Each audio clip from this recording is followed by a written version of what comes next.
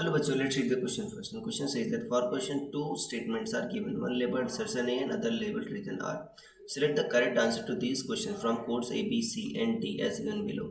Option A says that both assertion and reason are true, and reason is correct explanation of assertion. Option B says that both assertion and reason are true, but reason is not correct explanation of assertion.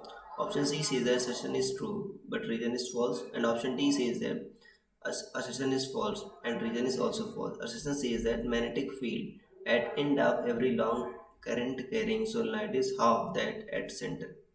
Reason sufficiently long solenoid carrying current magnetic field within the solenoid is uniform. So students सबसे पहले आपको समझना होगा की concept क्या use हो रहा है. सो की कंसेप्ट इज सोलोनॉइड.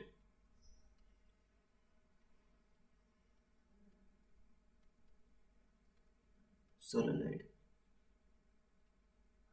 देखो बच्चों, सोलोनॉइड में क्या होता है आपका, अगर मान लो एक बहुत लंबा सोलोनॉइड है, ठीक है, तो अगर मान लो उसके सेंटर पर बच्चों में फील्ड पता करना चाहूँ, ठीक है, मान लो फाइनाइट लेंथ का ही है, तो इस केस में अगर मान लो मैं इंड्स को मिला दूंगा बच्चों, देखो ये मान लो इंड बना रहा है बच्चों एंगल थीटा 1, थोड़ा बड़ा बनाते हैं.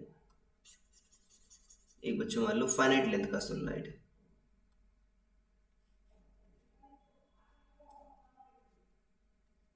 ऐसा कुछ, इसके सेंटर पर मुझे फील्ड पता करनी है.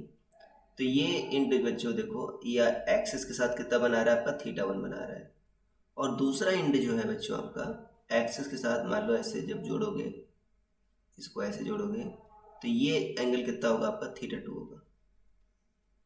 तो जो फील्ड आएगी बच्चों, ठीक है, बी की जो वैल्यू आती है वो आती है mu not an I by 2 cos theta 1 minus cos theta 2, ये आती है mu not an I by 2 cos theta 1 minus cos theta 2. अगर देखो बच्चों, अगर इनफाइनाइट लेंथ है, फॉर इनफाइनाइट लेंथ,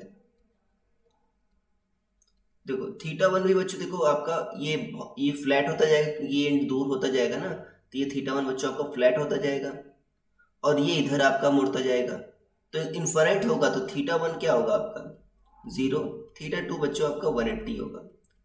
तो cos 0 1 होगा, cos 180 माइनस 1 होगा, दोनों प्लस हो जाएंगे, तो बी क्या आ जाएगा म्यू नॉट एन आई आ जाएगा बच्चों. अगर आपको पॉइंट बच्चों एक इंड पर पूछा गया, ठीक है ना, तो एक इंड के लिए इनफाइनाइट वायर है, मान लो यहाँ पर पूछा गया, तो इसके लिए क्या होगा आपका, देखो एक एंगल तो बच्चों 90 डिग्री हो गया, थीटा 2 90 और थीटा 1 कितना हो गया आपका 0, ठीक है ना. तो थीटा 1 90 हो गया, थीटा 1 0, थीटा 2 बच्चों कितना हो गया आपका 90, कि ये इंड बच्चों आपका इसी पर है, ऐसा है, एक्स के साथ 90 बना रहा है. दूसरा इंड बच्चों इनफाइनाइट पर हो गया, दूसरा इंड कितना बना रहा है 0.